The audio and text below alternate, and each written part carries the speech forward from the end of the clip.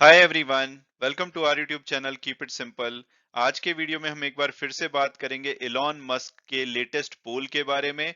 आपको पता होगा कि इलॉन मस्क अपने पोल्स के लिए बड़े फेमस हैं। जब भी इनको कोई इंपॉर्टेंट डिसीजन लेना होता है तो ये अपने लगभग जो 122 मिलियन ट्विटर के फॉलोअर्स हैं उनसे पोल कराते हैं और ये बोलते हैं कि जो भी वो इनको बोलेंगे वो ये डिसीजन फॉलो करेंगे। तो इनका लेटेस्ट पोल कल शुरू हुआ है, जो कि आज भारतीय टाइम के अनुसार लगभग 4:50 जो दोपहर के होंगे तब खत्म होगा। और उसके बाद ये डिसाइड किया जाएगा कि ये जो हेड ऑफ ट्विटर के पद पे आज की डेट में है, क्या ये उससे रिजाइन करेंगे या नहीं। तो आज के वीडियो में हम इस टॉपिक को डिटेल में डिस्कस करेंगे। और आगे बढ़ने से पहले अगर आपने अभी तक चैनल को सब्सक्राइब नहीं किया है तो प्लीज सब्सक्राइब करके हमें मोटिवेट कीजिए। तो सबसे पहले अगर बात की जाए कि भाई ये इलॉन मस्क साहब हैं कौन, तो ये स्पेस एक्स के फाउंडर, सीईओ और चीफ इंजीनियर हैं। इसके अलावा ये टेस्ला, जो कि फेमस इलेक्ट्रिक कार कंपनी है, उसके एंजल इन्वेस्टर, सीईओ और प्रोडक्ट आर्किटेक्ट हैं। और ट्विटर, जो कि इन्होंने अभी हाल फिलहाल में टेक ओवर किया है, उसके ओनर और सीईओ हैं। इसके अलावा इनकी एक बोरिंग कंपनी है जिसके ये फाउंडर हैं। और न्यूरालिंक और ओपन एआई के ये को फाउंडर हैं। ये आज की डेट में ब्लूमबर्ग, जो बिलियनियर इंडेक्स है, जो कि डेली बेसिस पे बिल्कुल ही लाइव जो भी अमीरों की लिस्ट होती है उसको पब्लिश करता है, उसके हिसाब से दुनिया के सेकंड वेल्दीएस्ट पर्सन है। बहुत लंबे समय तक ये दुनिया के सबसे अमीर व्यक्ति बने हुए थे, लेकिन क्योंकि इनके पास बहुत सारे टेस्ला के शेयर हैं और टेस्ला का शेयर लगभग 50% पिछले एक साल में गिर चुका है।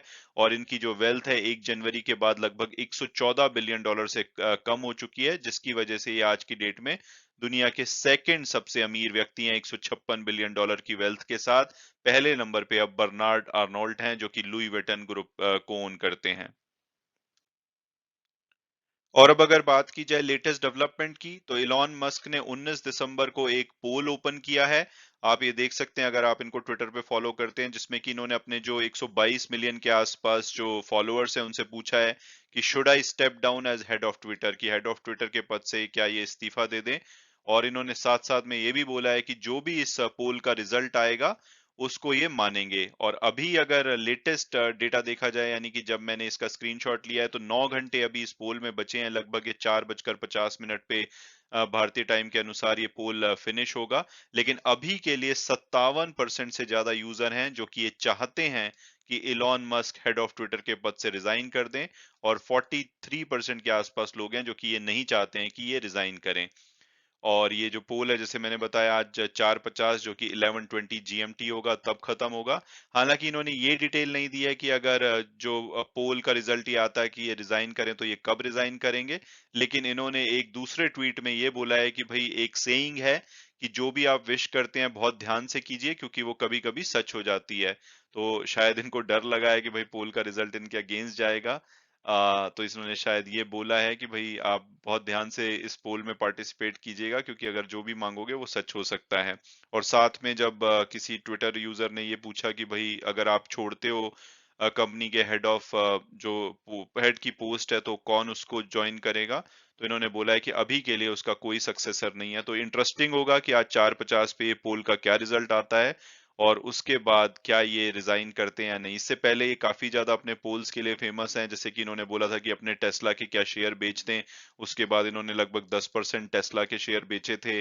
अभी पीछे उन्होंने बोला था कि क्या डोनाल्ड ट्रंप को वे वापस ट्विटर पे लेकर के आए। और जब उसका भी रिजल्ट पॉजिटिव आया तो इन्होंने डोनाल्ड ट्रंप का अकाउंट भी एक्टिवेट कर दिया था। तो अब इंटरेस्टिंग होगा कि अगर ये रिजल्ट ऐसा ही आता है कि लोग चाहते हैं कि ये छोड़ दें, तो क्या ये as CEO of Twitter resign करेंगे या नहीं। हालांकि इसके अलावा अगर ट्विटर की कंट्रोवर्सी की बात की जाए, तो जब से इलॉन मस्क ने ट्विटर को टेक ओवर किया है ये बहुत ज्यादा क्रिटिसिज्म फेस कर रहे हैं, क्योंकि इन्होंने कंपनी में आते ही बहुत सारे चेंजेस किए। एक तो पहले आधी जो इनका जो एम्प्लॉयज थे उनको इन्होंने जॉब से निकाल दिया। लगभग 7,000 टोटल एम्प्लॉय थे, 3,500 लोगों को ये जॉब से निकाल चुके हैं। इसके अलावा काफी सारे कंट्रोवर्शियल यूजर थे जिनको कि पहले बैन किया गया था, जिसमें कि डोनाल्ड ट्रंप एक नाम थे। उनको ये वापस लेकर के आए हैं फ्री स्पीच के नाम पे। इसके अलावा अभी हाल फिलहाल में इन्होंने बहुत सारे जर्नलिस्ट को बैन कर दिया था ट्विटर से, क्योंकि वो डॉक्सिंग कर रहे थे, यानी कि इनकी जो प्राइवेट इंफॉर्मेशन है वो मेलिशियस इंटेंट से इनके हिसाब से प्राप्त करने की कोशिश कर रहे थे, जैसे कि इनकी लोकेशन हो गई, इनके बेटे की लोकेशन हो गई। तो उस वजह से इन्होंने काफ़ी सारे जो प्रोमिनेंट जर्नलिस्ट हैं, वॉशिंगटन पोस्ट, सीएनएन और दूसरी मीडिया हाउसेस के, उनको बैन कर दिया था। तो इसको लेकर के बहुत ज़्यादा नाराज़गी आई थी, जैसे यूरोपियन यूनियन ने इनको वार्न किया था कि शायद ये ट्विटर पे जो फ्यूचर के मीडिया लॉ होंगे, उसके अंतर्गत सैंक्शन कर सकते हैं। और इवन यूएन के जो सेक्रेटरी हैं, जनरल एंटोनियो गुटेरेस, उन्होंने भी बोला था कि ये इलॉन मस्क के इस डिसीजन से बहुत ही ज़्यादा डिस्टर्ब्ड हैं, और इन्होंने कहा है कि जो मीडिया वॉइसेज़ हैं, वो साइलेंस नहीं की जानी चाहिए, और वो भी एक ऐसे प्लेटफ़ॉर्म से जो कि फ्रीडम ऑफ स्पीच का हवाला देता है। इसके अलावा इन्होंने बोला कि ये बहुत ही गलत एग्जाम्पल सेट कर रहे हैं, जबकि दुनिया भर में जो जर्नलिस्ट हैं वो सेंसरशिप फेस कर रहे हैं, फिजिकल थ्रेट्स मिल रही हैं, और उनके साथ बुरा टाइम चल रहा है। ऐसे में उनको ऐसे एक इम्पोर्टेंट प्लेटफॉर्म से बैन करना इनके हिसाब से बहुत ही गलत है। हालांकि जब इनको बहुत ज्यादा क्रिटिसिज्म फेस करना पड़ा, तो इन्होंने वो जो अकाउंट्स हैं अभी के लिए रिस्टोर कर दिए हैं। इसके अलावा कुछ अन्य अपडेट्स की बात की जाए, तो ये पोल इन्होंने कल रात को रेस किया है। इससे पहले इन्होंने एक पॉलिसी अपडेट भी दिया था, जिसमें कि इन्होंने कुछ ऐसे अकाउंट्स हैं जो कि इनके राइवल मीडिया फर्म्स हैं, जैसे कि फेसबुक, इंस्टाग्राम, मेस्टाडॉन, कू, ट्रूथ सोशल, ट्रिबल, नॉस्ट्रर और पोस्ट वगैरह हैं, इनको इन्होंने बैन कर दिया कि ट्विटर यूजर अब अपना जो अकाउंट है इनके साथ लिंक नहीं करा पाएंगे, और कोई भी इनके राइवल प्लेटफॉर्म है जो कि उनके यूजर नेम यूज करते हैं, तो इसको लेकर के इन्होंने एक पॉलिसी अपडेट किया है। हालांकि इंटरेस्टिंगली इसमें जो टिकटॉक है, उसको इंक्लूड नहीं किया गया है, जो चाइना की बाइट डांस लिमिटेड के द्वारा ओन किया जाता है, और ये माना जाता है कि जो इलॉन मस्क है वो चाइना के बहुत ही क्लोज हैं। तो ये एक इंटरेस्टिंग डेवलपमेंट है कि टिकटॉक को इसमें इंक्लूड नहीं किया गया, हालांकि जो दूसरे प्लेटफॉर्म है उनको इंक्लूड किया गया है। और इसके बाद पोल शुरू होने से जस्ट पहले इन्होंने अपने जो फॉलोअर हैं उनसे माफी भी मांगी थी, और बोला था कि आने वाले टाइम में कोई भी मेजर जो पॉलिसी चेंजेस होंगे उसका फैसला वोट के द्वारा किया जाएगा। तो यानी कि आप इलॉन मस्क की जो डेमोक्रेसी है उसमें शामिल हैं।